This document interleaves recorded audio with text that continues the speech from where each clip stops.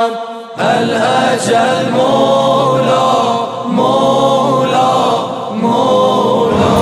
हौला वला कुव्वता इल्ला बिल्लाहिल अलिय्यिल अज़ीम। अऊज़ु बिल्लाहि मिनश शैतानिर रजीम। बिस्मिल्लाहिर रहमानिर रहीम।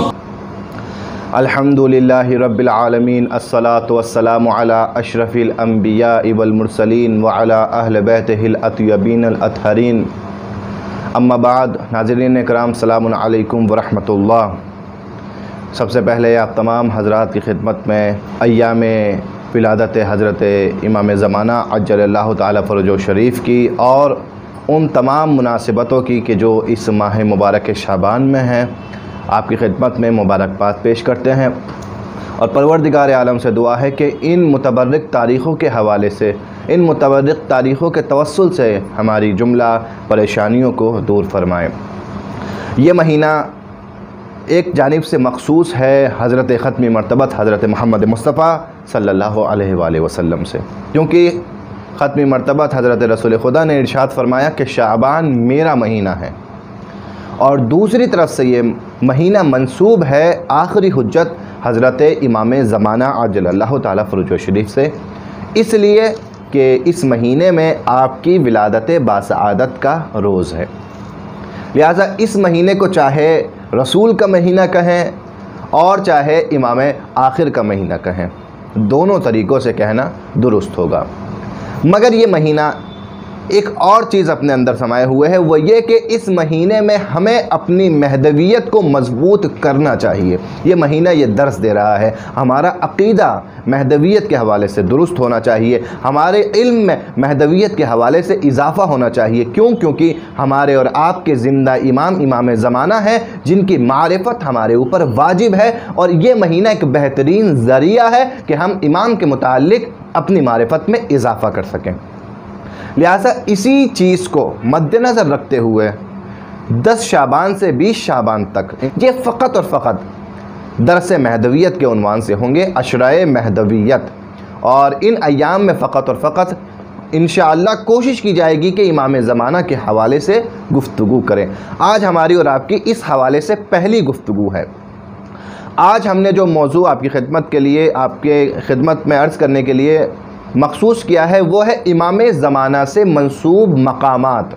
हर इमाम से कोई ना कोई जगह मखसूस होती है कि जहाँ पर लोग जाते हैं और वहाँ जाने के बाद उस इमाम को याद करते हैं। लिहाजा अगर हम करबला जाते हैं तो करबला किससे मखसूस है? करबला इमाम हुसैन अलैहिस्सलाम से मखसूस है। क्यों? क्योंकि वो आपकी जाए शहादत है। क्यों? क्योंकि वो आपकी जाए मदफन है, आपकी कब्र मुबारक वहाँ पर है। लिहाजा जब वहाँ हम जाते हैं तो इमाम हुसैन अलैहिस्सलाम को याद करते हैं। इसी तरीके से जब हम नजफ़ अशरफ जाते हैं, वहाँ हज़रत अमीरुल मोमिनीन मौला अली अलैहिस्सलाम को याद करते हैं। क्यों? क्योंकि वो आपकी जाए मदफन है, वहाँ आपकी कब्र मुबारक है।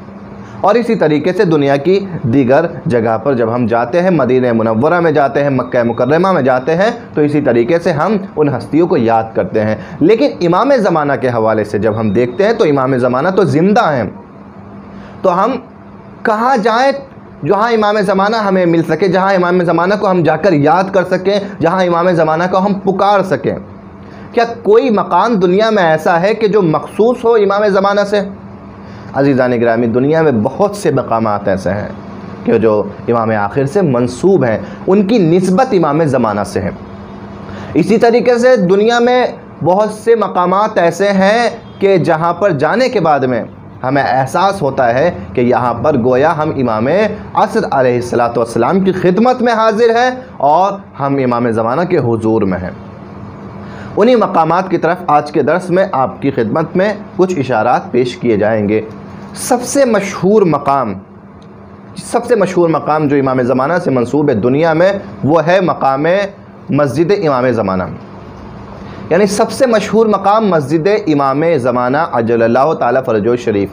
ये मस्जिद क्योंकि उस जगह पर वाक़ है कि जहाँ उस जगह का नाम, उस इलाक़े का नाम जमकरान है, इसी वजह से इस मस्जिद को मस्जिद इमाम ज़माना के साथ साथ मस्जिद जमकरान भी कहा जाता है, क्योंकि उस इलाक़े का नाम, उस ख़ित्ते का नाम जमकरान है।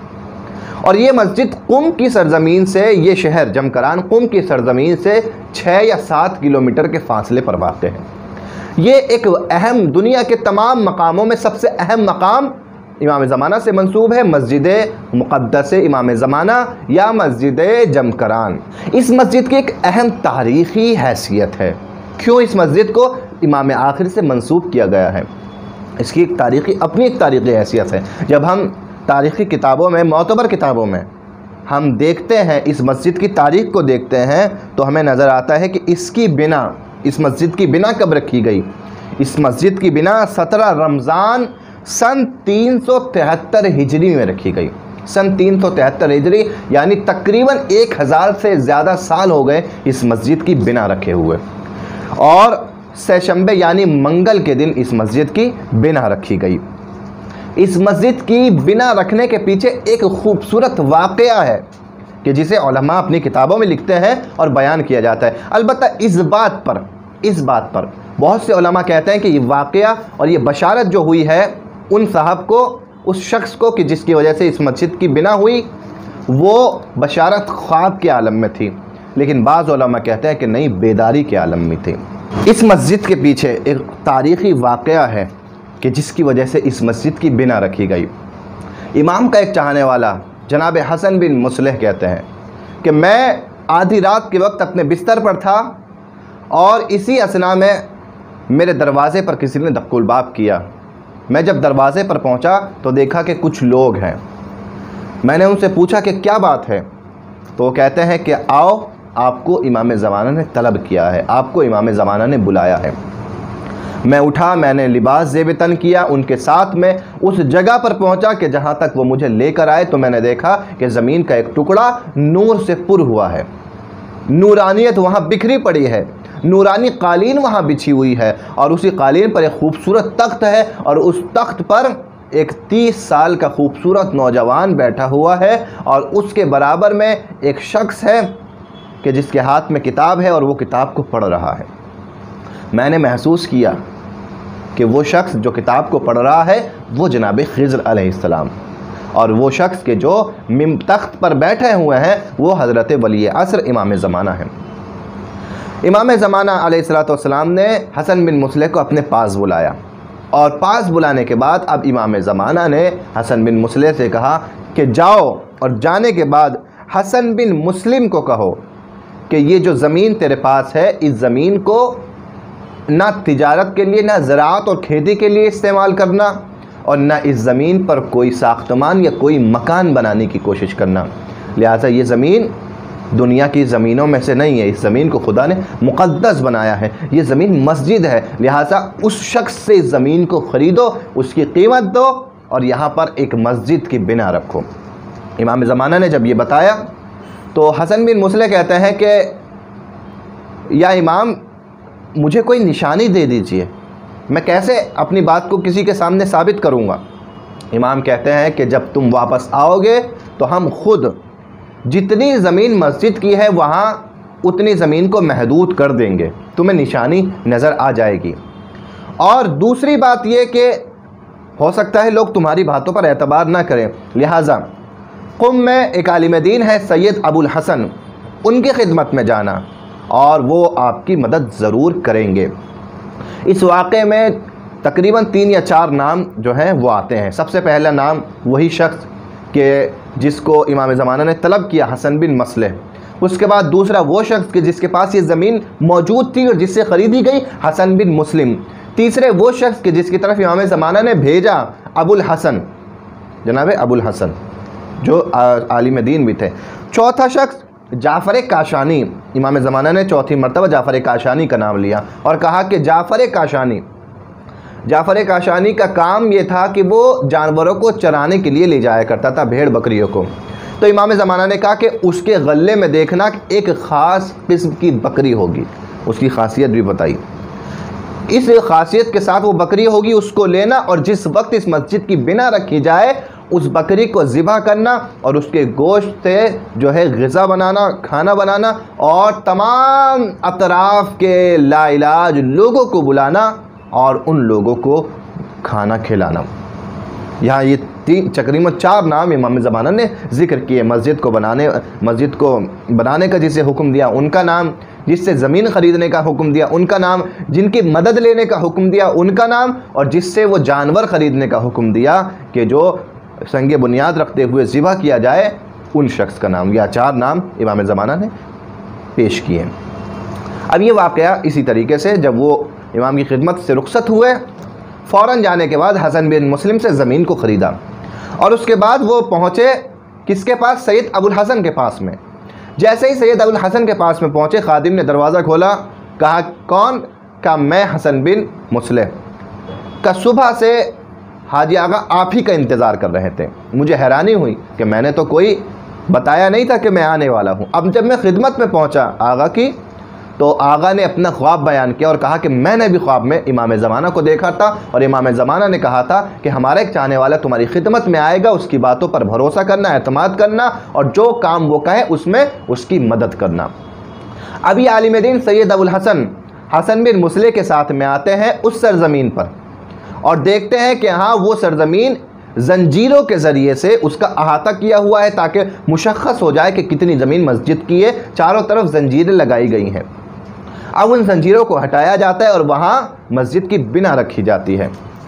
तारीख़ की मोतबर किताबों में है कि उसके बाद में उस जानवर को ज़िबा किया गया कि जिसकी खासियतें इमाम ज़माना ने बताई थी और तमाम कुम और अतराफ़ के लाइलाज मरीज़ों को बुलवाया गया और जिसने भी उस सालन से उस खाने से तनाबुल किया उसका मर्ज़ दूर हो गया, उसे शिफा नसीब हुई। हत्ता के हाजी आगा अबुल हसन वो आलिम दीन सैयद अबुल हसन उस जंजीरों को लेकर गए, जो जंजीरें अहाता की हुई थी उनको लेकर अपने घर पर आ गए और अपने घर के दरवाजे पर टांग दी।